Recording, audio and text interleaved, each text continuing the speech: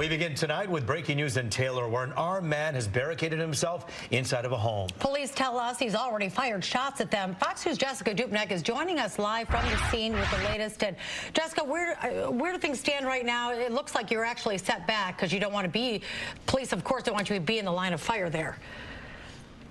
Yeah, absolutely. I got to be honest, we don't have the best vantage point of this house. We'll show you some video in just a second with a better look at what we're dealing with. But right now, behind me, right now, I think you're looking at some video of the house in question. There are negotiators. The Downriver SWAT team is surrounding this home off of Polk Street near Goddard in the city of Taylor. Now, this all started earlier today, right around 2 o'clock. A neighbor who heard shots fired, looked outside, saw that their neighbor, an older gentleman, he was in his yard firing off a shotgun. Unclear what he was aiming for or what he was angry at that time. Now, when police responded, Taylor police got there. They tried to have a little bit of a conversation with him. This gentleman apparently then fired off a single round at those officers, retreated back into his house, then came out again for another exchange of volley of gunfire with the Taylor police officers. Now, it's unclear his condition, if any of the rounds that Taylor police fired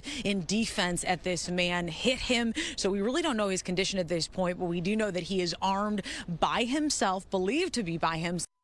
The house off Polk. Now, the Downriver SWAT team is on scene, and they are working to negotiate with this man. Michigan State Police Bomb Squad has also been brought in. They have a robot that they use in these types of situations to go in and assess the situation and give them kind of a real-time view of what is going on. But a pretty big perimeter here in Taylor, and police are obviously taking this situation very seriously. So neighbors in the area were speculating, the neighbors that know this man, speculating that possibly this was over the man's dogs getting taken a couple of weeks ago after running at large.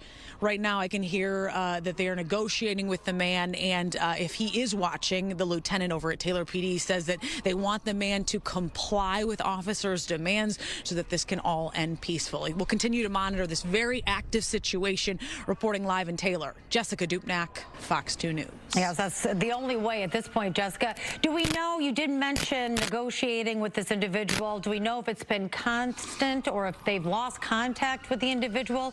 Where do things stand with negotiations? I was told that there's possibly some movement inside, but as far as any verbal communication, it is unclear. Now, he did apparently tell wanted to get his communication that neighbor, but what he wants from us, but what police definitely want is for this to end peacefully. All right. Thanks, Jessica. And we're having a little bit of a tough time with the connection. We'll try to check back with you later as well in the 6 o'clock hour. Thank you. Well, here's a live look right now at the evening commute. This is I-94 west of I-96. Thankfully, we are not seeing too many backups tonight, but things could look a lot different tomorrow morning. Yeah, the very highway could be crammed with cars waiting to get by as we're expecting some messy weather. Let's get right to our weather authority, Stephanie Mead, who has a look at what's going on. For sure.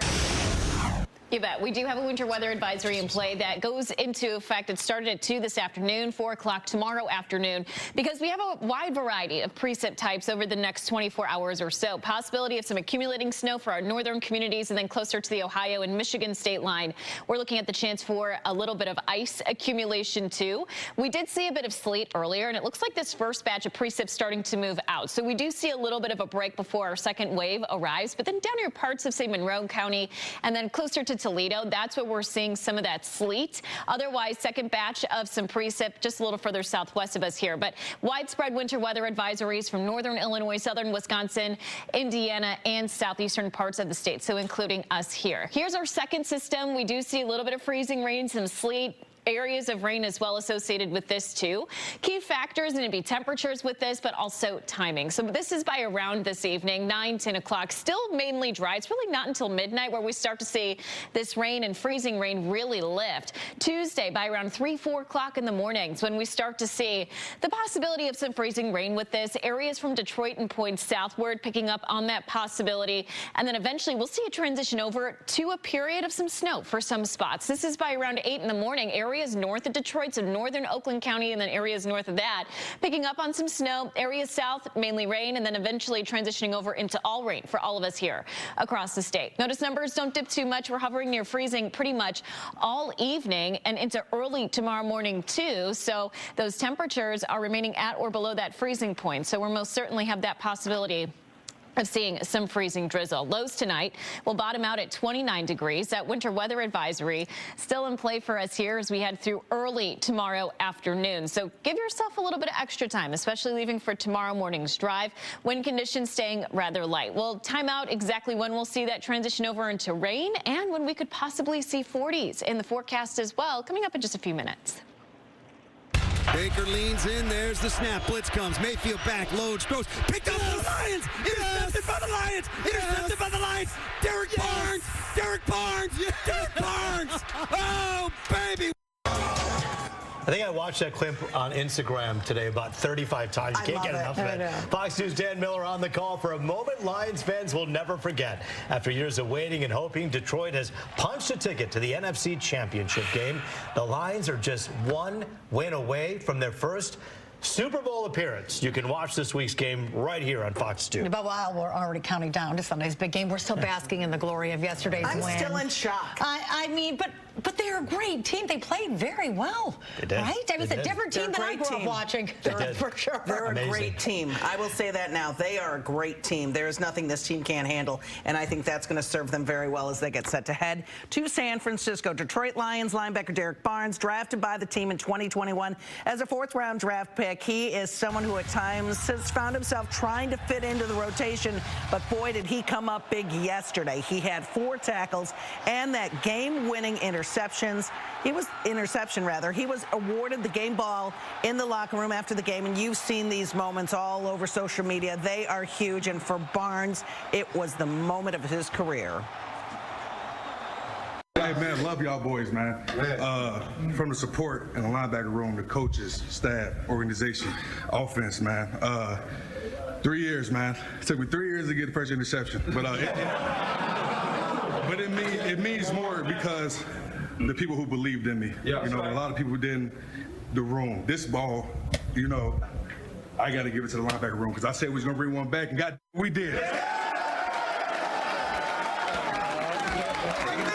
So cool, and it really is a brotherhood, and it is such a camaraderie. There's so much chemistry. They've worked their tails off since OTAs last year. This isn't something that just started with practice a few weeks ago as they rolled into the playoffs and they upped it. This is something where these guys have been competing their butts off, and they have been supporting each other, and all of his teammates were so excited for him yesterday. Like Frank Ragnow got hurt. Taylor Decker singing his praises. Barnes gets the pick and the ball, and Alex Anzalone is singing his praises. It really is a great tight-knit group, and we're going to hear a lot more about how they are now turning the page to San Francisco and the Niners when we hear from Dan Campbell coming up in sports. But it's really a great moment in Detroit history, and like you said, it took him 3 years to get that interception, and it feels a lot better. 3 decades between playoff wins, I'll tell you, that makes it that much more special, and they get 2. Right? You don't get 1 in 30 years, and you get 2 in 8 days, and suddenly we are all crazy. You talk about the work ethic. You talk, Frank Ragnow talking about being injured and his toe and his leg. I mean, the guy's like a knee and an ankle to the toe. Knee and an ankle and his toe, and he just comes running out. Hey, no, put me in, coach. That's the spirit of this team. It really is, and it is absolutely what that whole identity is of this team being gritty. You play hurt, you play for the guy next to you, and you never give up. You got it. Well, you did great out there. Yeah, it was fun to watch. We've got it. We've got plenty more in 5 and 6. Okay, thanks. See you guys. Well, you can still head down to Ford Field on Sunday to catch the game. The team is hosting a watch party for fans. Tickets are $20 each and went on sale earlier today. Discounted food and drinks will be served before the game. Doors will open at 5 p.m. Part of the proceeds will benefit the Detroit Lions Foundation for Youth and High School Sports. Also tonight, the average property value in Detroit is up 23% in just the last year. And Mayor Mike Duggan has some good news for homeowners. This week, homeowners will start receiving notices about their property assessments. However, they're protected from big property tax increases as long as they continue to own their home. The fact of the matter is, if you bought your house 15 years ago and it has tripled in value because of the recovery of Detroit. I guess if you look at it on paper based on your income and the value of your home, the value of your home looks pretty darn high compared to your income. That's a good thing. Detroit has been recognized for having the highest home value appreciation in the country. Businesses are also seeing the benefits, with commercial property values tripling since 2017. All new at 5, a development in the case against one of the parents in the Oxford High School shooting case. Jury selection slated to start tomorrow for Jennifer Crumbley. Fox News' Camille Amiri has more on what we can expect.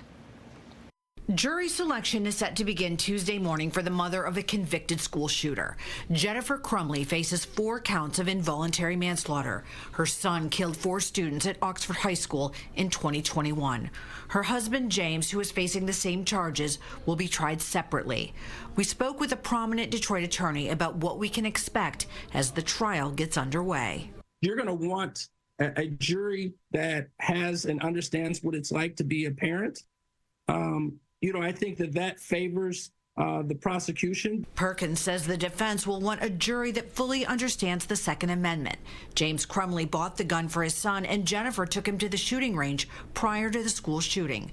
The prosecutor contends they repeatedly ignored their son's pleas for help. I believe what's going to be an issue that comes out in the court is what happened after this event. The fact that they had to locate and find these parents as consciousness of guilt as to the reason why they may have fled. They were supposed to turn themselves in, but instead, an all-out manhunt led to police arresting them in a warehouse days after the school shooting.